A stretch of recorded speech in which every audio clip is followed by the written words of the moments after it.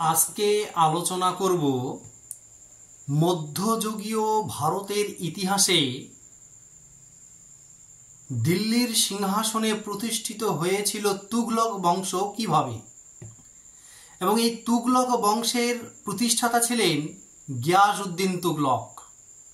অর্থাৎ আজকে আলোচনা করব তুগলক বংশ এবং গিয়াসউদ্দিন তুগলক সম্পর্কে আজকে আলোচনা করা হবে। খলজি বংশের শ্রেষ্ঠ সম্রাট আলাউদ্দিন খলজির মৃত্যুর পর খলজি বংশের ভাঙ্গন শুরু হয় এবং তার মৃত্যুর 4 বছরের মধ্যেই 1320 খ্রিস্টাব্দে দিল্লির সিংহাসনে প্রতিষ্ঠিত হয় তুগলক বংশ।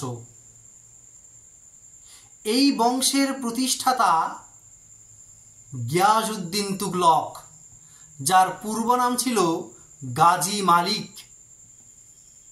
গাজী মালিক সুলতান আলাউদ্দিন খলজির একজন বিশ্বস্ত সেনাপতি ছিলেন।